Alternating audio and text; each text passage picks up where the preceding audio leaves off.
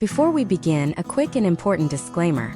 The following content is provided strictly for educational and entertainment purposes.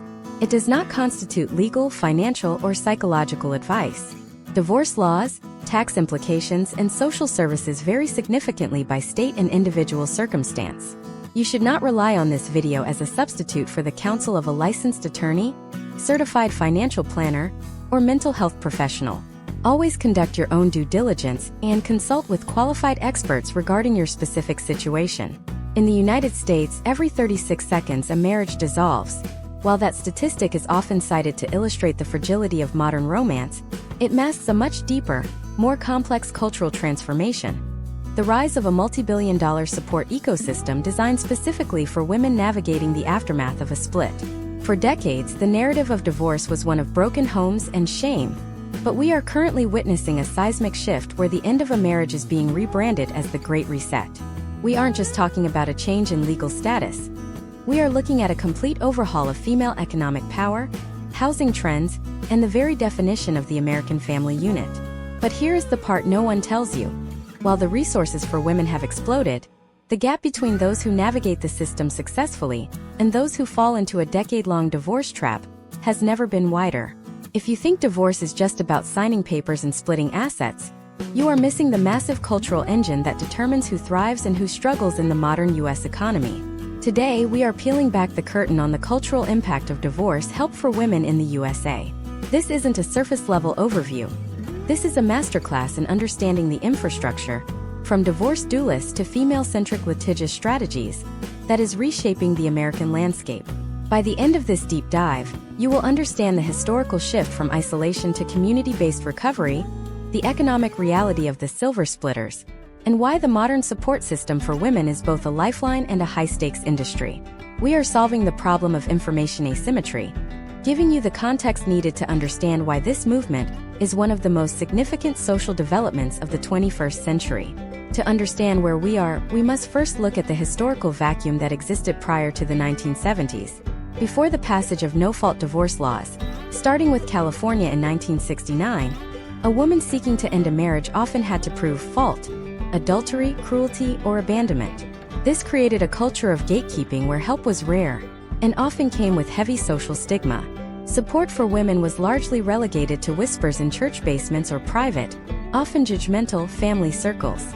Fast forward to the present day, and the divorce help industry has moved from the shadows into the mainstream. We see this in the rise of certified divorce financial analysts who specialize in the unique long-term needs of women, such as addressing the pension gap and the motherhood penalty that often hits hardest during a domestic split. Let's look at a case study of the divorce hotel concept and the rise of boutique mediation. In high-stakes environments like New York or Los Angeles, the traditional adversarial model, where two sets of lawyers bill hundreds of dollars an hour to fight over a sofa, is being replaced by collaborative law and nesting arrangements. The cultural impact here is profound. Instead of the scorched earth policy of the 1980s, modern support systems emphasize conscious uncoupling and the preservation of the co-parenting relationship.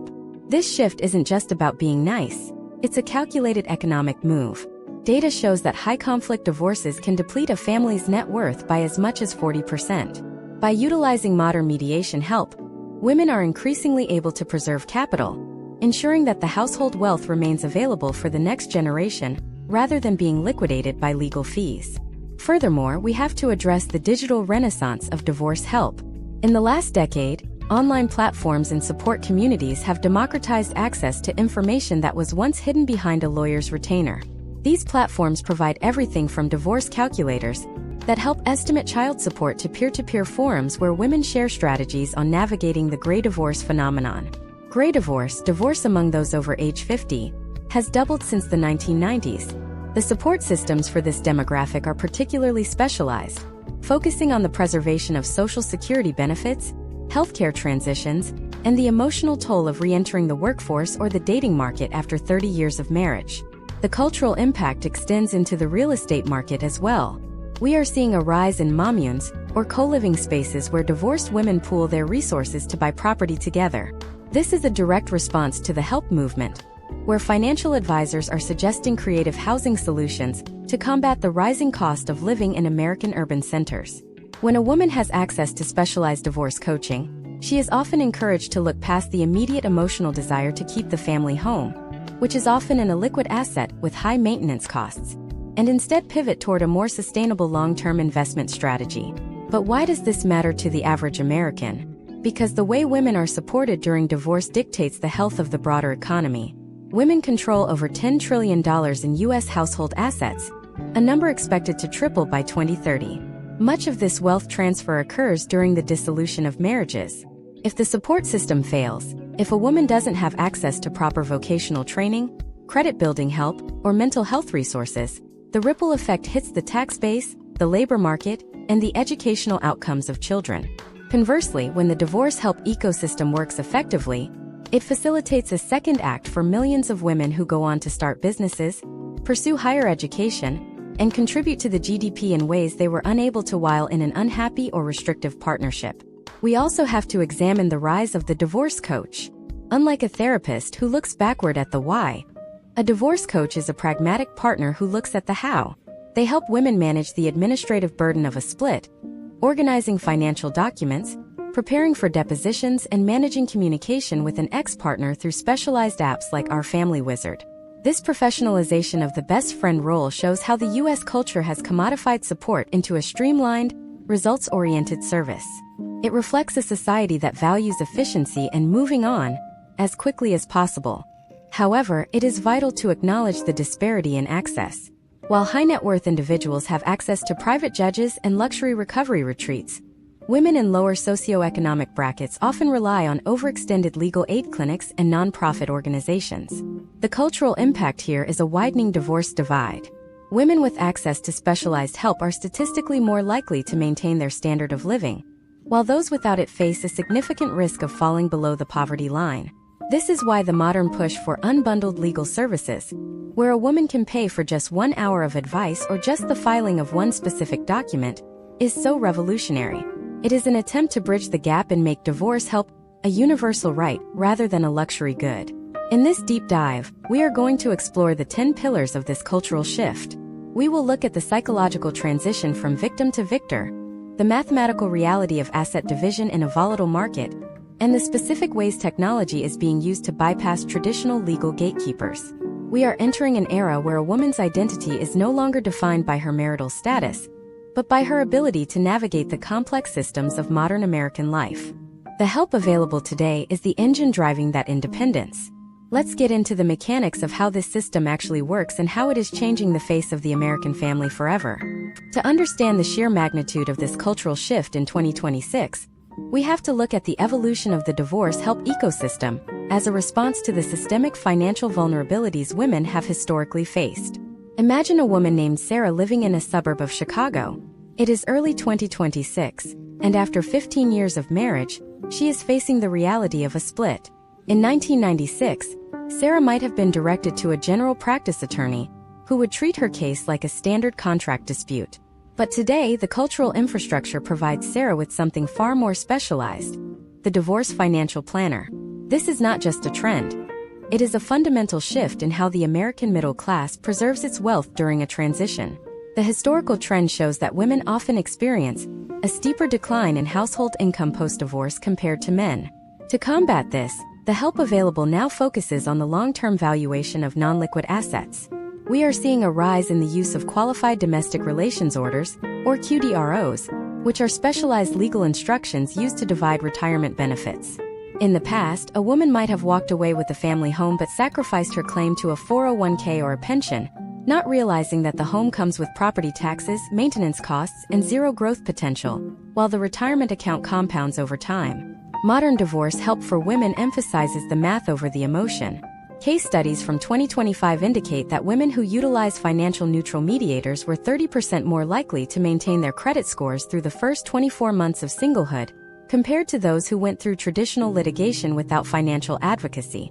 This brings us to the concept of the vocational evaluation, a critical but often overlooked piece of the modern divorce support puzzle. For women who took a hiatus from the workforce to manage a household or raise children, the 2026 labor market feels like a foreign planet. The help available now includes career reentry coaching that uses AI-driven market analysis to determine a woman's earning capacity. Instead of just asking for alimony, which is increasingly being rebranded as spousal maintenance with strict sunset clauses in many states, support systems are helping women negotiate for rehabilitative maintenance. This is a specific financial bridge designed to fund a master's degree or a technical certification. The cultural impact here is a move away from lifelong dependency and toward a model of rapid professional reintegration. We see this in the surge of returnship programs across corporate America, specifically tailored for women re-entering the workforce after a divorce. Consider the psychological shift driven by the community care model. In the United States today, the isolation of the lonely divorcee is being systematically dismantled by digital and physical breakup boots camps and healing retreats. These aren't just spa days, they are intensive workshops led by cognitive behavioral therapists and life transition experts. The focus is on destigmatization. For decades, the cultural narrative suggested that a failed marriage was a failed life.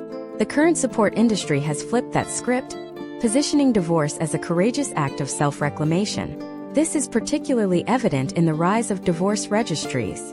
Similar to a wedding or baby registry, these platforms allow friends and family to contribute to a woman's new life by purchasing essential household items or contributing to a legal defense fund. This is a massive cultural pivot. It moves the community's role from gossiping to providing tangible, economic support. Now, let's talk about the specific technological tools that are leveling the playing field. In 2026, we see the widespread adoption of AI-enabled legal document preparation.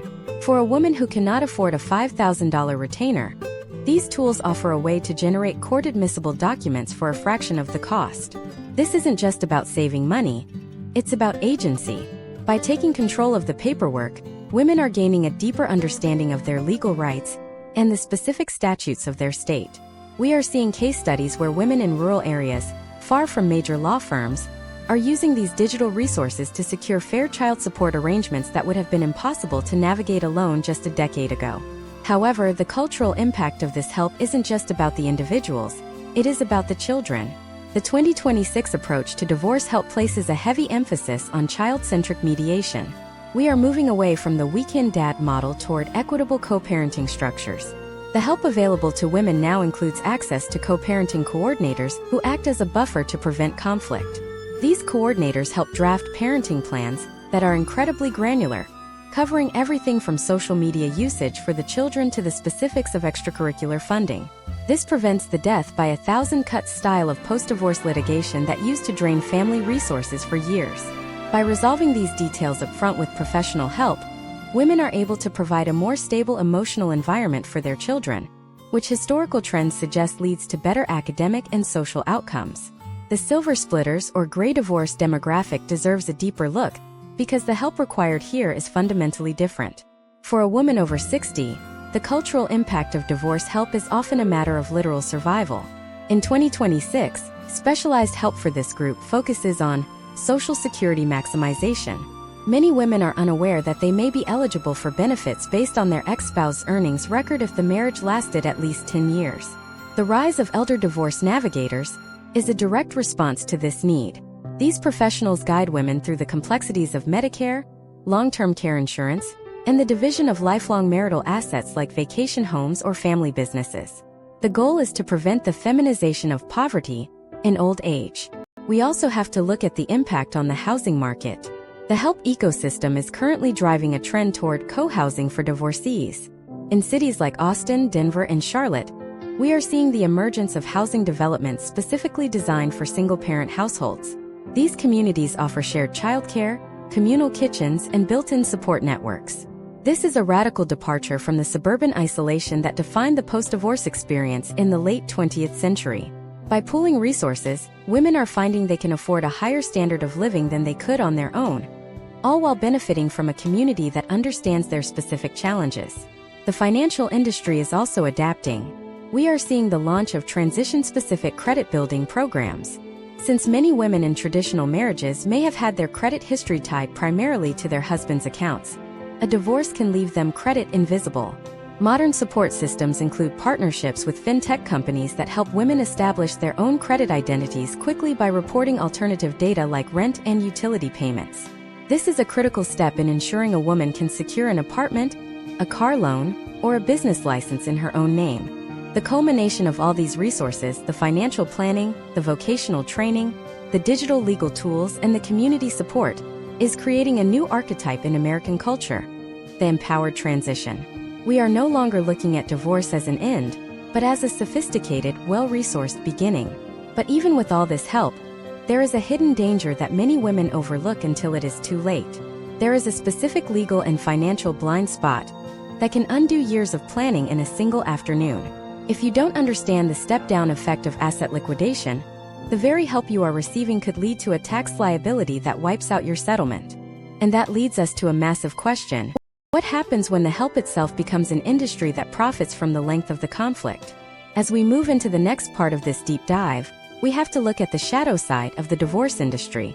We will explore how to identify the difference between a resource that empowers you and a service that drains you.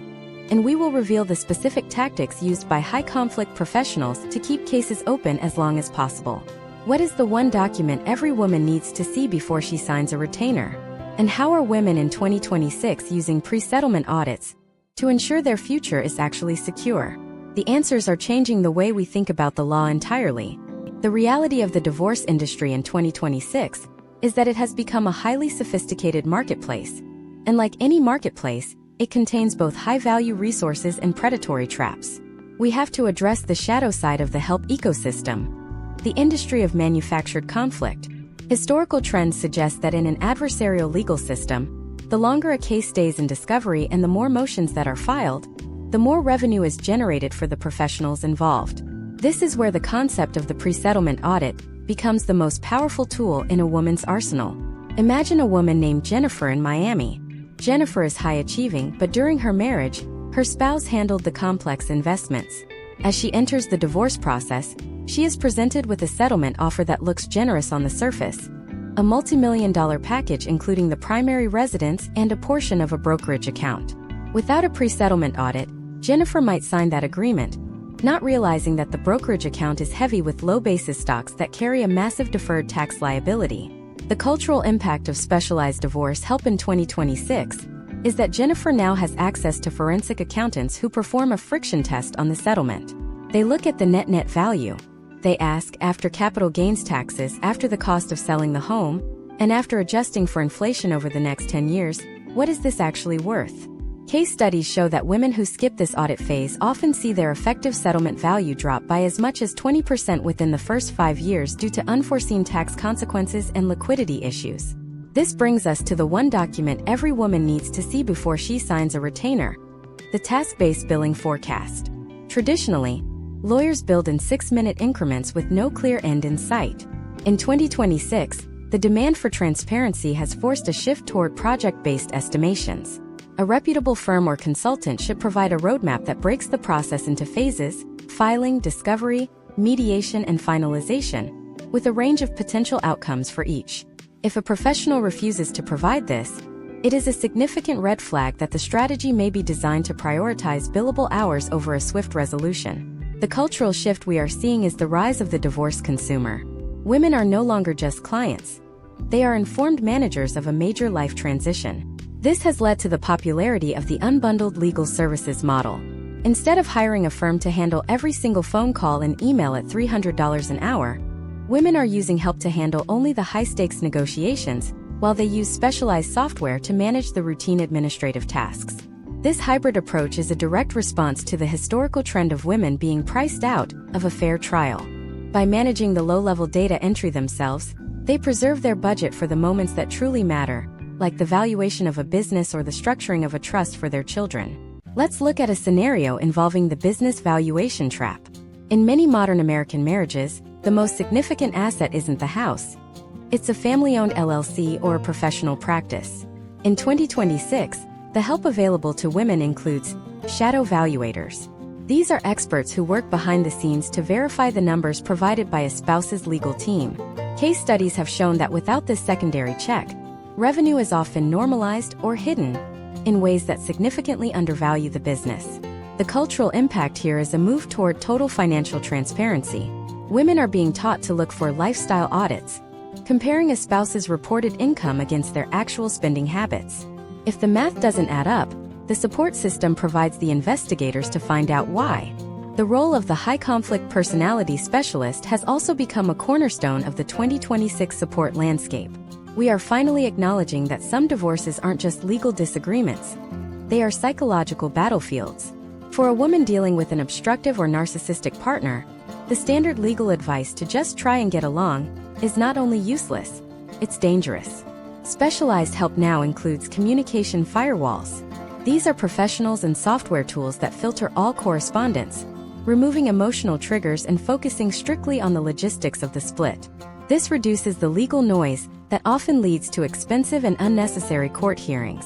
By removing the emotional oxygen from the fire, these tools allow the legal process to proceed on facts rather than feelings. Furthermore, we must discuss the insurance gap that often swallows women whole post-divorce. In the U.S., health insurance is frequently tied to a spouse's employer. One of the most critical pieces of help being offered in 2026 is the COBRA Navigator, or the Individual Exchange Consultant. These experts work step by step to ensure there is no lapse in coverage. They also look at life insurance for support security. If a woman is relying on child support or alimony, and her ex-spouse passes away, that income stream disappears instantly. Modern divorce help involves making the insurability of the payer a condition of the settlement, ensuring that a life insurance policy is maintained with the woman as the irrevocable beneficiary. This is a level of strategic planning that was virtually non-existent in mainstream divorce help 20 years ago. The shift toward post-divorce wealth management is the final piece of the 2026 puzzle. The help doesn't end when the decree is signed. We are seeing the rise of new beginning financial cohorts, groups of women who work together with a wealth manager to rebuild their portfolios. This is crucial because a woman's risk tolerance and investment goals often change significantly when she becomes the sole head of a household. The help available now focuses on sustainable drawdown strategies, how to live off a settlement without depleting the principal. Historical trends indicate that without this specific post-divorce guidance, even large settlements can be exhausted within a decade due to lifestyle creep or poor investment choices made under emotional stress. The impact of all this is a complete retooling of the American social contract. We are seeing that when women have access to high-quality, specialized help, the entire family unit becomes more resilient. The children have more stable homes, the mothers return to the workforce with more confidence, and the legal system is less burdened by repetitive, low-value litigation. But as we peel back these layers, a new and even more complex issue is emerging in 2026. What happens when the divorce isn't just between two people, but involves global assets, digital currencies, and decentralized autonomous organizations? We are seeing the first wave of crypto divorce cases, where billions of dollars are hidden in the blockchain, and the standard legal tools are completely useless to find them. How are women in 2026 using on-chain forensic help to track down hidden digital wealth? And what is the digital privacy shield that every woman needs to implement the moment a split becomes a possibility? In the next part, we dive into the high-tech frontier of the divorce war and how the help industry is racing to keep up with the world of invisible assets. What you find in the digital wallet could be the difference between a comfortable retirement and starting over from zero. The digital frontier of 2026 has fundamentally altered the landscape of marital assets, creating a world where wealth is often invisible to the naked eye and traditional subpoenas. As we enter the era of the decentralized divorce, the help available to women has had to undergo a radical technological upgrade. Historically, a spouse looking to hide money might have opened a secret offshore bank account or stashed cash in a physical safe. Today, that obfuscation happens through encrypted ledgers, non-fungible tokens, and privacy coins. Imagine a woman named Elena living in Austin, Texas. Her spouse is a software engineer who has been early to every tech wave. As they begin their dissolution process in early 2026, Elena's standard financial disclosure forms show a modest savings account and a 401k. But she remembers the late nights her spouse spent discussing decentralized finance protocols and the specialized hardware devices he kept in his home office. In a previous decade, Elena might have been left with half of a visible but depleted bank account. However, the cultural impact of modern divorce help means Elena now has access to digital forensic asset tracers. These are not your average accountants. They are cybersecurity experts who specialize in blockchain analytics. The process begins with a digital footprint audit. This step-by-step investigation doesn't just look at bank statements. It looks at IP logs, email confirmations from crypto exchanges, and even the browser history on shared devices. by identifying off-ramps, the moments when fiat currency from a joint bank account was converted into digital assets. These specialists can create a roadmap of hidden wealth. Case studies in 2025 and early 2026 have shown that for high-earning households, as much as 15% of marital wealth is now being discovered in digital wallets that were never disclosed in the initial filing. The cultural impact of this tech-first help is a shift in legal strategy. We are seeing the rise of the crypto clause in settlement agreements. This is a specific legal provision that requires a spouse to swear under penalty of perjury that they have disclosed all private keys and seed phrases. In 2026, the help industry is teaching women that a zero-balance crypto exchange account doesn't mean the money is gone. It often means it has been moved to a cold wallet, a physical device that looks like a thumb drive. Support networks for women now provide checklists on how to identify these devices and the importance of securing them before the notice of petition is served. This is high-stakes digital archaeology, and it is the only way to ensure that the equitable distribution promised by U.S. law actually happens in a world of bit and bytes. But it's not just about finding the money, it's about understanding its volatility.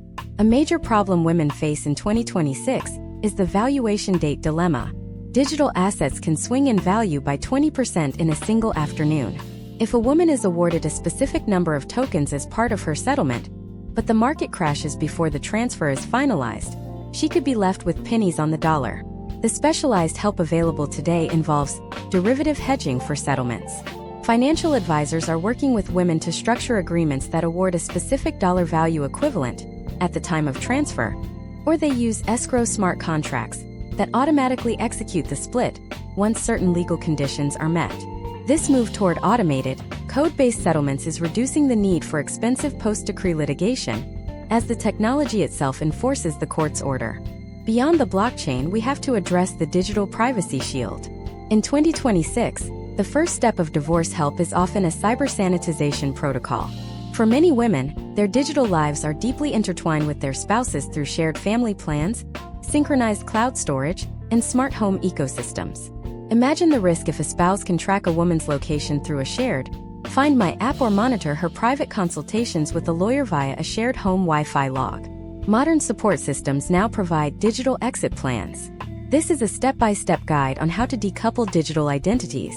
It includes changing passwords on all two-factor authentication systems, moving to a separate cellular data plan, and sweeping vehicles and personal belongings for AirTags or other GPS tracking devices. This isn't paranoia. It is a fundamental safety and privacy requirement in the modern age. The cultural impact of this digital divorce movement is also visible in the rise of online reputation management for women. In the heat of a split, revenge content, or the unauthorized sharing of private digital information has become a devastating tactic used to gain leverage in custody or settlement negotiations. Help for Women now includes legal takedown specialists who work with platforms to remove sensitive content and file digital restraining orders. These are new legal instruments in 2026 that prohibit a spouse from posting about the litigation or the other party on social media. The educational focus here is on digital silence, teaching women how to lock down their profiles and avoid the common trap of venting online, which historical trends show is often used against them in court as evidence of parental alienation or unstable behavior. Furthermore, we are seeing a shift in how intangible assets are valued. In the creator economy of 2026, a woman's social media following or her personal brand can be a significant source of income. Conversely, if she helped build her husband's professional brand or YouTube channel during the marriage, that digital goodwill is now being recognized as a marital asset. Help available to women includes social media auditors, who can place a projected lifetime value on a digital platform. This ensures that if a husband's business relies on a digital presence built during the marriage, the woman receives a fair portion of that future earning potential, rather than just a split of the physical office equipment. The complexity of these digital assets has led to the emergence of the tech legal liaison. This is a new professional role within the divorce help ecosystem. They act as a bridge between the lawyer, who understands the law but perhaps not the blockchain, and the forensic expert, who understands the code but not the court rules. By having a liaison, women are able to present a digital asset memorandum to the judge, a clear, easy-to-digest document that explains exactly where the hidden money is and why it belongs in the marital pot. This is proving to be a game-changer in courtrooms from Seattle to New York, where judges are often overwhelmed by the technical jargon of modern finance. As we look at the total transformation of the U.S. family through these digital lenses, we see that help has moved from the kitchen table to the server room. The empowerment of women in 2026 is directly tied to their digital literacy and their access to the tools that can navigate this invisible world. But even with the most advanced tech, there is one area that remains stubbornly physical and deeply emotional: the battle over future earnings and human capital. What happens when the asset being fought over isn't a coin or a house, but a woman's own future career potential? We are seeing a massive legal fight brewing over degree valuations and professional license credits. In the next part, we will explore the controversial world of human capital appraisals. How are women in 2026 fighting back against the opportunity cost of their marriages? And what is the Career Restoration Fund that is becoming a standard demand in high-level settlements? The battle for your future is about to get very personal, and the numbers being discussed will shock you. The concept of human capital appraisals has moved from the theoretical halls of academic economics into the high-stakes reality of the American courtroom in 2026. To understand the cultural impact of this, we have to look at the massive shift in how the United States legal system perceives the value of a woman's time and lost opportunity. Imagine a woman named Maria living in the suburbs of Seattle. In 2012, Maria was a rising star in a biotech firm, but she and her spouse made a joint decision.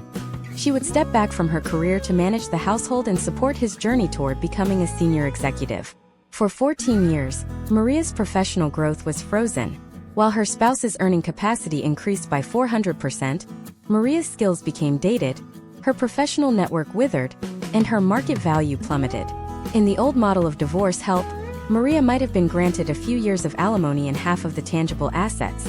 But in 2026, the help Maria receives includes a human capital valuation. This is a rigorous, data-driven analysis performed by labor economists. They don't just look at what Maria was making in 2012. They use historical trends and industry growth data to project what Maria would be making today had she never stepped away. They calculate the opportunity cost of her marriage. This figure often reaches into the millions. The cultural impact here is profound. The U.S. is finally beginning to quantify the invisible labor of women, treating a career sacrifice not as a gift, but as a measurable investment in the family's collective wealth that must be reimbursed upon dissolution. This has led to the rise of the Career Restoration Fund as a standard component of modern settlements. Unlike traditional alimony, which is often taxable and subject to termination if a woman remarries, a Career Restoration Fund is structured as a lump sum distribution or a dedicated trust specifically for professional retooling. In Maria's case, this fund covers the cost of an executive MBA, specialized biotech certifications, and a year of high-level career coaching to bridge the 14-year gap. This isn't about maintaining a lifestyle. It's about restoring an individual's economic agency. Case studies from 2025 show that women who secure a Career Restoration Fund are 65% more likely to reach their pre-divorce earning potential within 5 years compared to those who receive standard spousal support. The educational tone of this shift is crucial. We are seeing a move away from the damsel in distress narrative toward the investor narrative. Divorce Help for Women in 2026 emphasizes that if you help build a spouse's professional success, whether by managing the home, moving cities for their promotions, or providing the emotional and logistical stability they needed to climb the ladder, you are an equity partner in that career. The legal argument is that the spouse's professional license or advanced degree, obtained during the marriage, is a marital asset with a future income stream. While some states are still debating the degree valuation laws, the cultural trend is clearly leaning toward recognizing that human capital is just as real as a brick-and-mortar house. Let's dive into the step-by-step process of how this valuation actually happens. First, the expert establishes a baseline earning capacity using Maria's education and work history prior to the sacrifice. Next, they apply market growth multipliers based on the specific industry, in this case biotech. They then calculate the residual earning capacity, which is what Maria can realistically earn today given her current skill set. The gap between those two numbers, projected over her remaining working years, constitutes the capital loss. This data is presented in court not as an emotional plea, but as a cold, hard economic reality. The impact of this help is that it changes the negotiation from "what does she need to survive?" to "what is she owed as a partner?" Furthermore, we have to address the motherhood penalty, and how 2026 divorce help is working to neutralize it. Historical trends show that for every child a woman has, her earning capacity drops by an average of 4 to 7%. In a divorce, this penalty is often permanent. Specialized support systems are now using enhanced child support models that include childcare equity credits. This recognizes that the woman often continues to carry the mental load and the career-limiting responsibilities of primary parenting even after the split. By quantifying this labor, help organizations are ensuring that the financial burden of parenting is split as equitably as the assets. This brings us to a critical case study involving the professional license credit. Imagine a woman named Chloe who worked 2 jobs to put her spouse through medical school. Just as the spouse begins a lucrative career as a surgeon, the marriage ends. In 2026, the help Chloe receives involves a reimbursement alimony strategy. This isn't based on Chloe's need, but on her contribution. The court calculates the total financial and labor contribution Chloe made toward that medical degree and orders a repayment that reflects the return on investment. This is a massive shift in U.S. domestic relations law, treating the marriage as a high-stakes business partnership where sweat equity has a specific, redeemable dollar value. The cultural impact of these human capital arguments is reshaping how women approach marriage even before it begins. We are seeing a surge in postnuptial agreements being used as a form of insurance for ambition. Women who are considering stepping back from their careers are using modern help to draft agreements that preset the value of their career sacrifice. This is a proactive educational approach that takes the gamble out of being a stay-at-home parent. It treats the decision as a formal contract with clear potential outcomes, rather than a vague romantic gesture. However, there is a countertrend we must explore. As women's human capital becomes more valued, the cost of exit for high-earning women has also increased. We are seeing more reversed alimony cases in 2026, where high-achieving women are the ones paying to restore the career of a lower-earning spouse. The help industry for women is adapting here too, focusing on asset protection for the female breadwinner. This includes the use of domestic asset protection trusts and sophisticated premarital planning to ensure that a woman's professional success, built through her own grit and human capital, isn't unfairly liquidated in a split. As we look at these economic models, one thing becomes clear: the divorce help of 2026 is no longer just about law, it is about life engineering. It is about recognizing that a woman's most valuable asset isn't her house or her jewelry. It's her ability to earn, to innovate, and to lead. By quantifying the loss of that ability, the support system is creating a more just and resilient social structure. But there is a hidden layer to this life engineering that goes beyond the bank account. What happens when the human capital being fought over is actually digital capital? We are seeing cases where a woman's personal brand and social influence are being valued at higher rates than traditional professional degrees. How do you divide the value of 1 million followers or a decade's worth of digital content?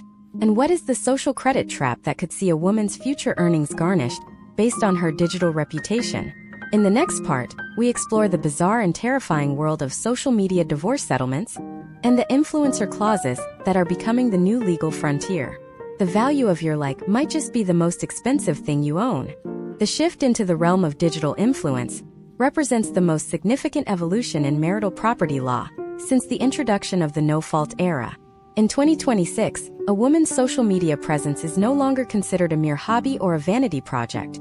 It is a high-yield digital asset with a measurable valuation. When we look at the cultural impact of divorce help for women in the USA today, we are seeing the rise of the social media audit as a standard step-by-step procedure in asset discovery. Imagine a woman named Taylor living in Nashville. Over the last 7 years of her marriage, she built a lifestyle brand on several major platforms. While her spouse worked a traditional corporate job, Taylor's content became the primary driver of the family's discretionary income, funding vacations and a luxury home through brand deals and affiliate marketing. As Taylor enters the divorce process in 2026, the help she receives is vastly different from what she would have found even 5 years ago. Instead of just looking at the bank accounts where the checks were deposited, her specialized support team brings in a digital brand appraiser. These experts look at the future earning capacity of her accounts. They calculate the value based on engagement rates, historical trends in her specific niche, and the proprietary nature of her audience data. The question for the court becomes, is this brand an extension of Taylor's personhood, meaning she should keep it entirely? Or is it a business entity created during the marriage, making her spouse entitled to a portion of its future revenue? Case studies from early 2026 show that U.S. courts are increasingly leaning toward the business entity model, especially if marital funds were used to pay for editors, equipment, or promoted posts. This has birthed the influencer clause. This is a specific legal provision that dictates who owns the handle, who controls the back-end data, and how much of the future AdSense revenue is shared. For a woman like Taylor, the cultural impact of this help is double-edged. While it validates the hard work she put into her brand, it also subjects her personal digital identity to the same cold, clinical division as a shared savings account. To manage this, modern divorce help for women includes social media transition planning. This involves the creation of a post-decree content strategy designed to decouple her brand from her married identity without losing her following. This is a delicate operation. If the audience followed her for the perfect family narrative, a divorce could potentially crash the asset's value. Support systems now include PR consultants who work alongside lawyers to time the announcement post in a way that preserves the asset's commercial viability. Let's look at a shadow asset scenario that is becoming common in 2026, the hidden subscriber trap. We are seeing cases where a spouse has secretly built a digital presence, perhaps a newsletter, a subscription-based gaming channel, or a niche blog, using joint resources. Modern help for women includes digital traffic analysis. Forensic tech experts can scan for payments to hosting services, email marketing platforms, and camera equipment vendors that don't align with the spouse's known hobbies. By uncovering these hidden digital storefronts, women are able to claim their fair share of an asset that literally exists in the cloud. The cultural shift here is the realization that in 2026, the secret bank account of the past has been replaced by the secret revenue stream of the present. Furthermore, we have to address the social credit implications of a public divorce. In the US, your digital reputation is now intrinsically linked to your economic mobility. If a contentious split leads to a public shaming campaign or the leak of private digital data, a woman's ability to secure future brand deals or even traditional employment can be destroyed. This is why reputation insurance and digital restraining orders are being integrated into the help ecosystem. These legal and technical firewalls prevent a spouse from using the brand's own audience as a weapon. Case studies indicate that a single viral takedown video posted by an embittered ex can reduce a brand's valuation by 50% in 48 hours. Modern support provides the crisis management protocols to shut down these attacks before they go global. This brings us to the work-for-hire defense. A significant portion of the help currently being provided to women involves proving that they were the creative lead, while the spouse was merely incidental support. In the past, a husband might claim he is entitled to 50% of a channel because he helped carry the tripod. Today, women are using project management logs and metadata analysis to prove that they were the ones performing the labor, scripting, editing, and community management. The support systems are teaching women to treat their content like a professional production company, maintaining strict records that can be used as evidence in a 2026 courtroom. This is changing the cultural perception of content creation from a casual activity to a recognized professional discipline with its own set of labor rights. Another layer of this digital deep dive is the algorithmic custody battle. In cases where children are featured in the content, the help available now includes digital child advocates. These professionals assess the impact of continued public exposure on the minor.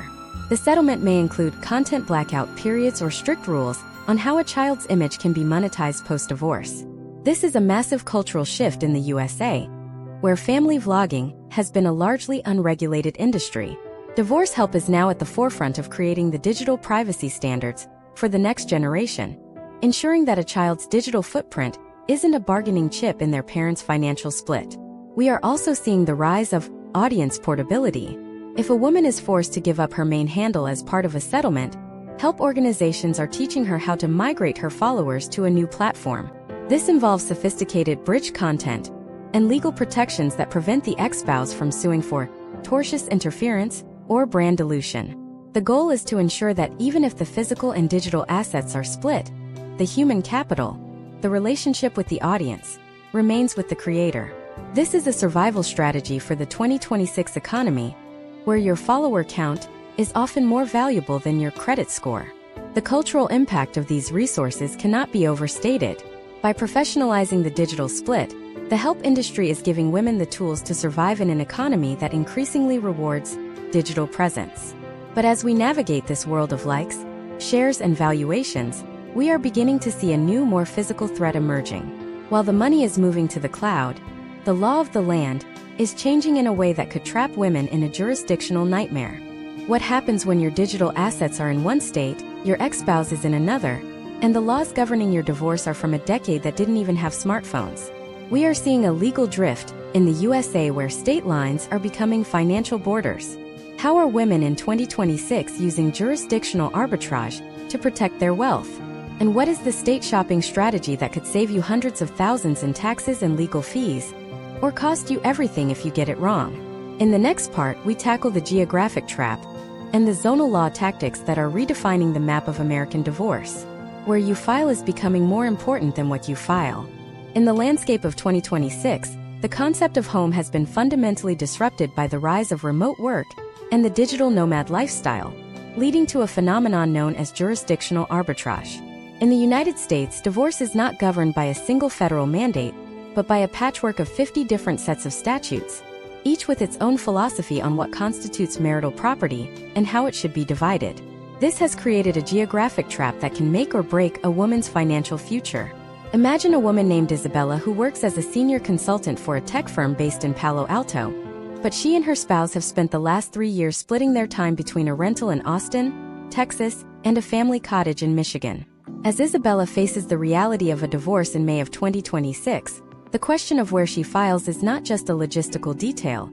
It is a multi-million-dollar decision. Texas is a community property state, meaning almost everything acquired during the marriage is split 50-50. Michigan, however, follows equitable distribution, where a judge has more discretion to look at the fairness of the split based on each partner's future earning potential.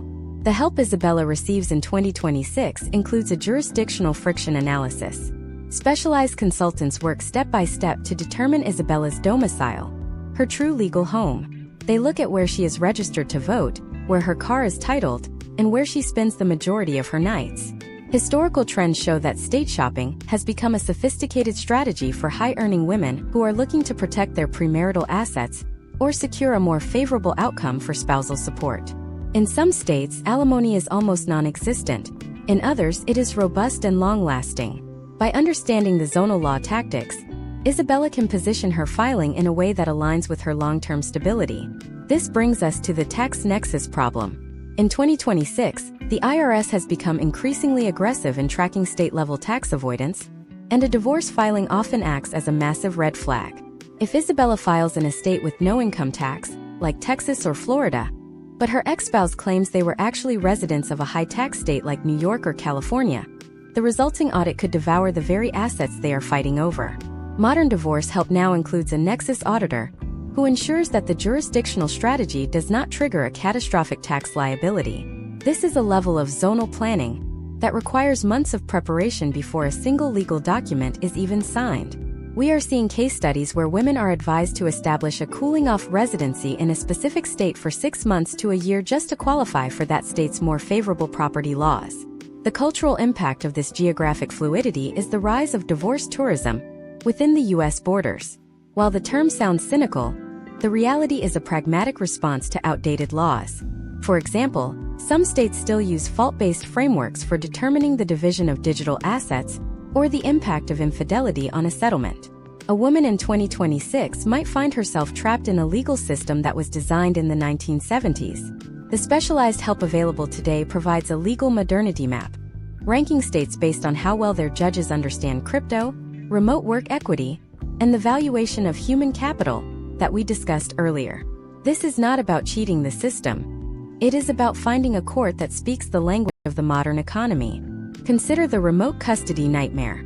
In a world where families are no longer anchored to a single office building, the battle over where the children will live has become the most contentious part of the zonal law struggle.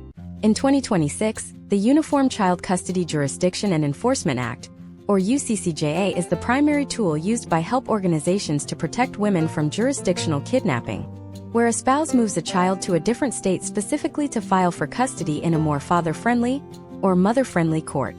The help Isabella receives includes a radius clause strategy. This involves drafting agreements that specify a strict geographic zone where both parents must reside, or providing for long-distance parenting plans that utilize virtual visitation and travel funds built into the child support model. The zonal law tactics also extend to international boundaries.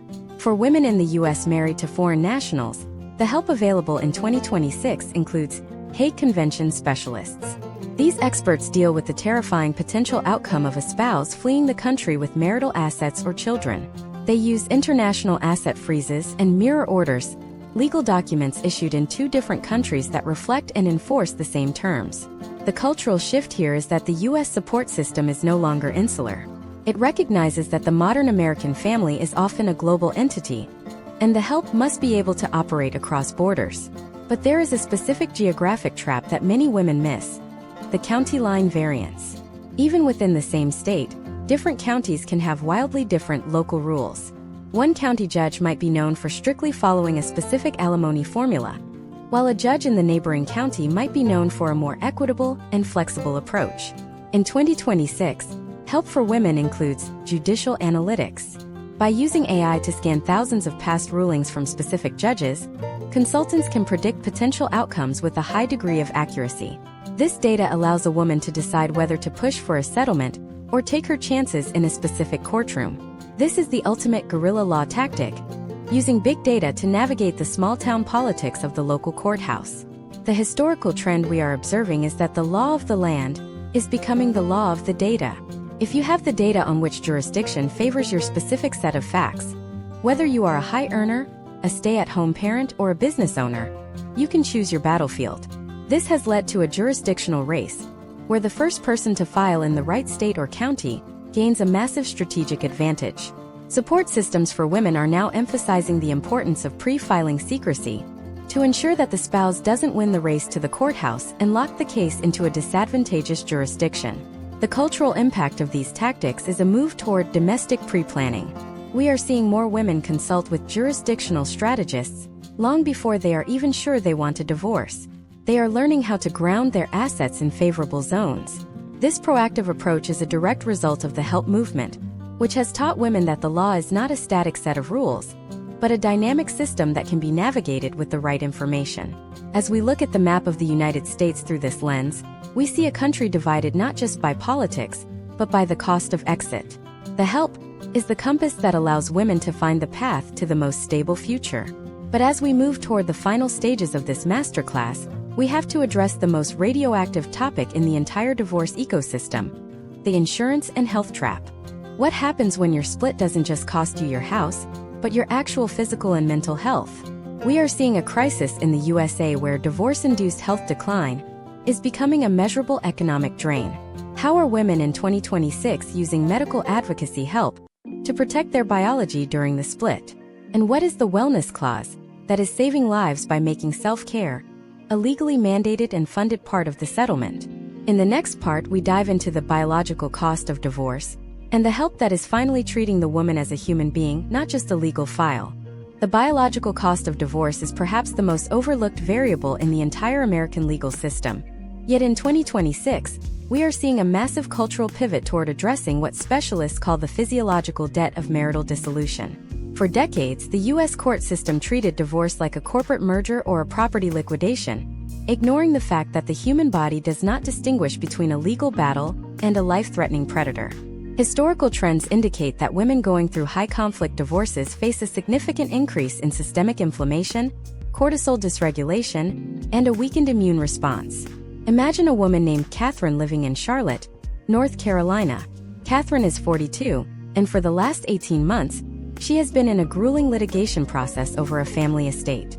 On paper, she is fighting for assets, but inside her body, she is experiencing a state of constant autonomic arousal. The help Catherine receives in 2026 is revolutionary because it introduces the wellness clause into her legal strategy. This is not a suggestion for a vacation. It is a legally negotiated provision that recognizes health as a depreciating asset during a conflict. Modern divorce help now includes medical advocacy. This involves bringing in specialized physicians and health coaches who document the biological impact of the divorce process. They use wearable technology data, tracking sleep, heart rate variability, and stress levels, to create a bio-impact report. This report is used to argue for health restoration funds. The educational logic is simple. If the stress of the legal process causes a measurable decline in Catherine's health, reducing her future earning capacity or increasing her future medical costs, that biological loss must be factored into the equitable distribution. This brings us to the insurance cliff. In the United States, healthcare is a commodity often tied to the primary insured spouse. When the decree is signed, the non-employee spouse, historically the woman, often loses access to premium employer-sponsored plans. In 2026, the help available includes health insurance bridging. This is a step-by-step transition plan that moves beyond just explaining COBRA. Navigators work to secure medical support orders that require the higher-earning spouse to maintain equivalent coverage for a set period or to fund a health savings account, HSA, that covers the higher premiums of an individual plan. This is a critical cultural shift. It treats health insurance not as a luxury, but as a fundamental pillar of financial stability. Case studies from early 2026 show that women who secure these bridging funds are 40% less likely to report a significant health crisis in the 2 years following their divorce. Furthermore, we have to look at the mental health maintenance aspect of the modern split. In 2026, the support industry has moved away from the stigma of therapy toward the logic of resilience. Help for women now includes divorce trauma specialists who are integrated into the legal team. They use cognitive behavioral therapy, CBT, and dialectical behavior therapy, DBT, specifically tailored for the stages of grief and the unique anxiety of litigation. The cultural impact here is the creation of the emotional firewall. By treating mental health as a tactical requirement, women are better able to make rational, data-driven decisions in the boardroom or the mediator's office. When Catherine's emotions are managed through professional help, she is less likely to make concessionary errors, giving up long-term financial security just to make the immediate pain of the process stop. Let's dive into a bioequity scenario involving the caregiving toll. For women who have spent years as primary caregivers for children or elderly parents, the physical toll is measurable. In 2026, divorce help organizations are using actuarial health models to quantify this. They argue that the wear and tear on the primary caregiver's body is a contribution to the marriage that often leaves them with less physical capital to invest in a career post-divorce. The help Isabella receives includes a physical restoration budget as part of her rehabilitative alimony. This funds things that were once considered lifestyle, but are now seen as preventative medicine, such as nutritional counseling, physical therapy for stress-induced chronic pain, and specialized medical screenings. The cultural impact of this biological focus is also seen in the rise of post-divorce fertility protection. For younger women in the U.S., a divorce in their 30s can represent a significant threat to their reproductive window. In 2026, we are seeing cases where egg freezing or fertility preservation is being written into settlements. The argument is that the marriage consumed the woman's most fertile years, and the spouse should contribute to the cost of preserving her future options. This is a high-stakes legal frontier that treats biological time as a marital asset. Help for these women includes biolegal consultants who understand both the medical procedures and the contract law required to secure these funds. We also have to address the sleeper trap of medical debt. In many U.S. states, medical debt incurred during the marriage is considered a joint liability, regardless of who received the treatment. Specialized help in 2026 involves liability audits to identify these hidden debts before the settlement is finalized. Women are being taught to look for medical liens and to negotiate indemnification clauses that protect them from a spouse's future health crises or past undisclosed medical bills. By cleaning up the biological balance sheet, women are ensuring that their new life starts with a clean bill of health, both physically and financially. The rise of the wellness retreat as a legal deduction is another fascinating 2026 trend. While it sounds like a luxury, these retreats are being rebranded as intensive transition clinics. They provide a controlled environment for a woman to decouple from the cortisol loop of her old life. The help Isabella receives includes access to these clinics, where the cost is shared by the marital estate as a dissolution expense. The cultural impact is a move toward regenerative divorce, the idea that the goal isn't just to be done, but to be renewed. This focus on the body is changing the very language of the American divorce. We are seeing a move away from winning and losing toward sustainable recovery. The support systems are teaching women that their most important portfolio is their own nervous system. If the nervous system is shattered, no amount of money in the settlement will provide a high quality of life. This is why somatis coaching is becoming a standard add-on for high-level divorce packages in 2026. These coaches work step by step with women to identify where they are holding the legal stress in their bodies, using breathwork and movement to ensure they stay physically capable of handling the demands of their new, independent life. But as we embrace this biological approach to help, we are beginning to see a new and controversial data divide emerging. What happens when your biometric data, the very proof of your stress and health decline, is used against you in a custody battle?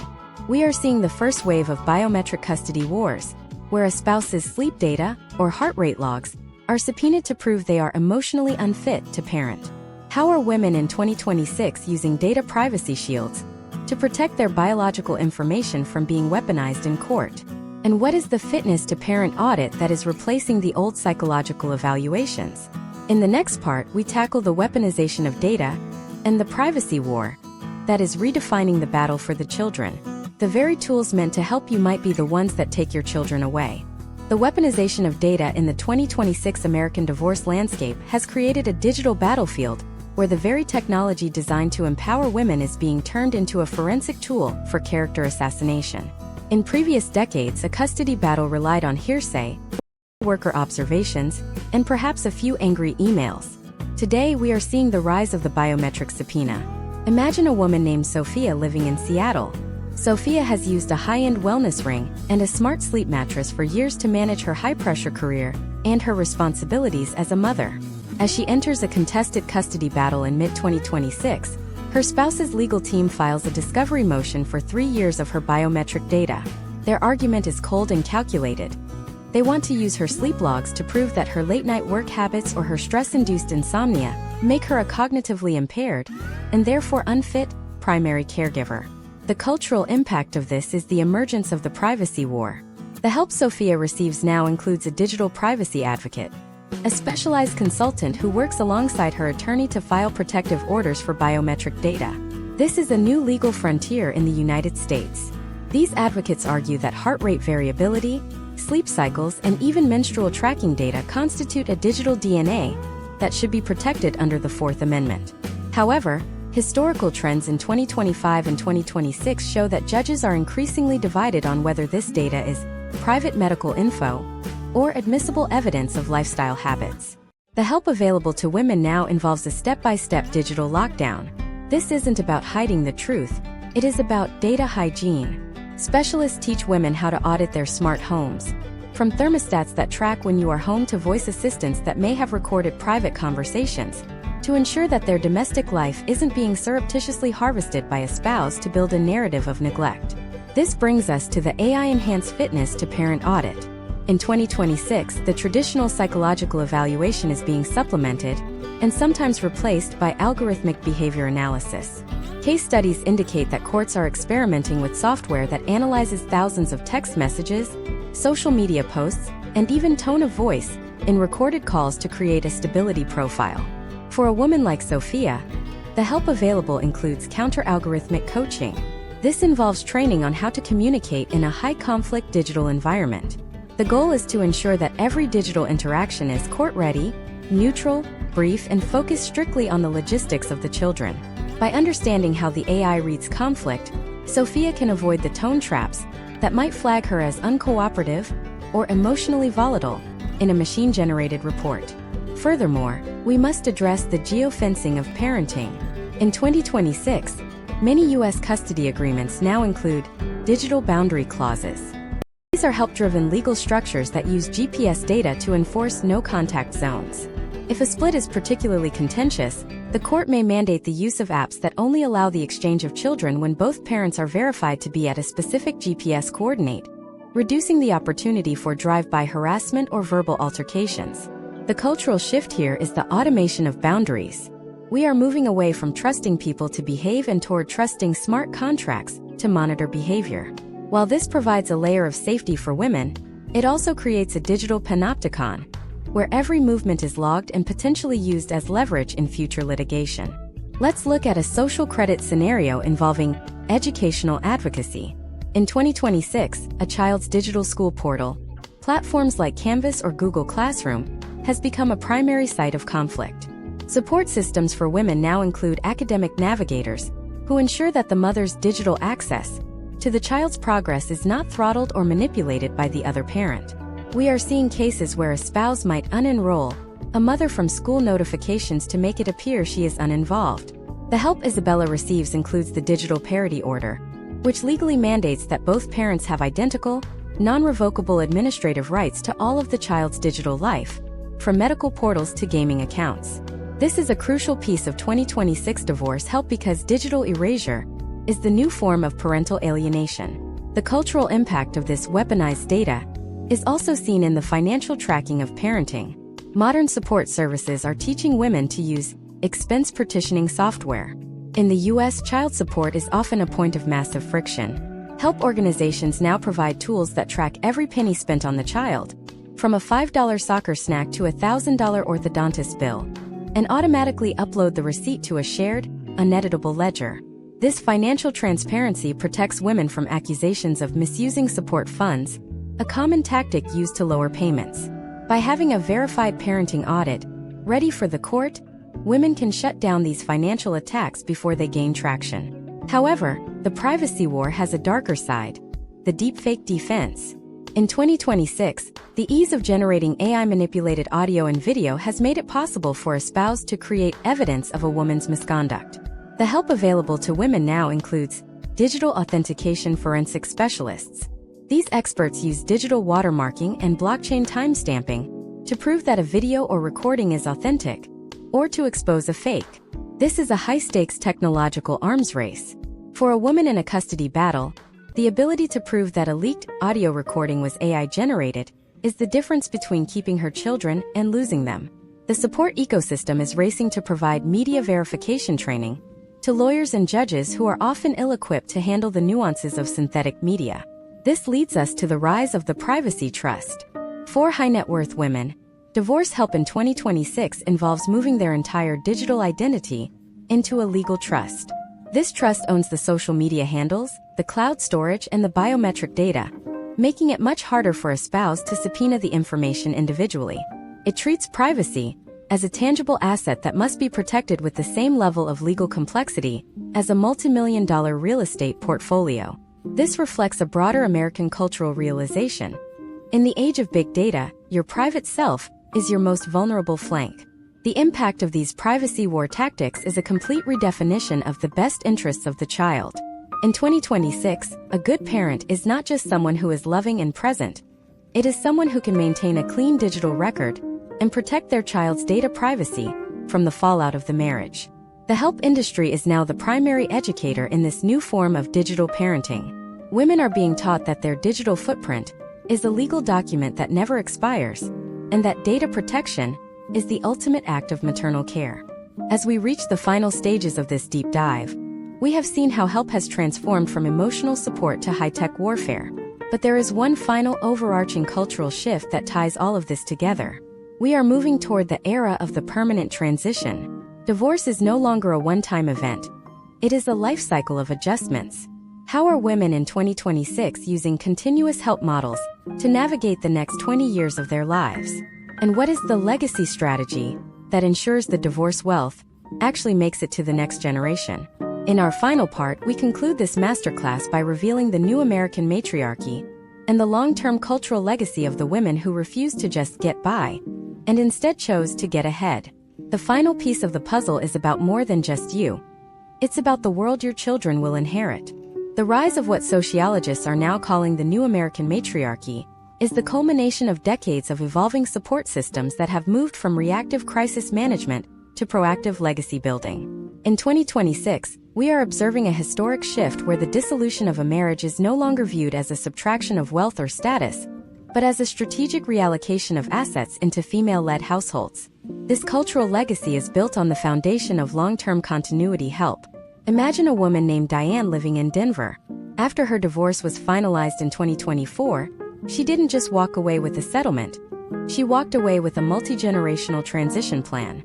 This is a step-by-step roadmap that extends 20 years into the future, addressing everything from the funding of her children's graduate degrees to the preservation of family property through sophisticated trust structures. The help Diane receives in 2026 includes the use of a family mission statement and a private family foundation. Historically, these tools were reserved for the ultra-wealthy, but the democratization of divorce help has made them accessible to the American middle class. By establishing a foundation or a donor-advised fund as part of her settlement, Diane is not just managing money. She is teaching her children about fiscal responsibility, philanthropy, and the power of female economic leadership. The cultural impact here is a move away from the broken home trope and toward the expanded legacy model.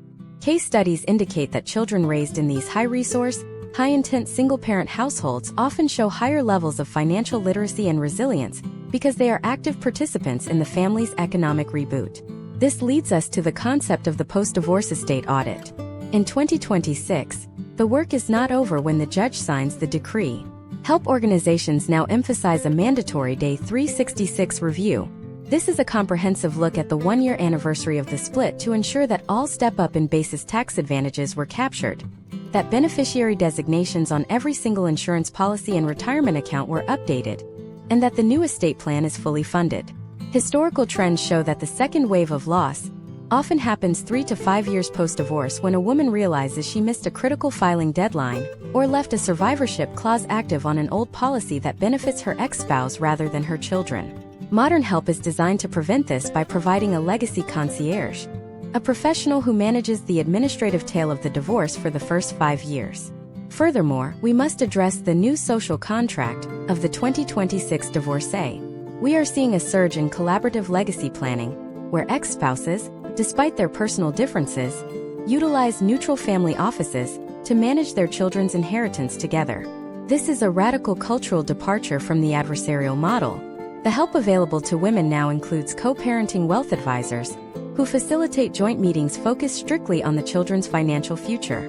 This removes the middleman of litigation and ensures that the marital assets aren't slowly bled out by a decades-long cycle of modification motions in court.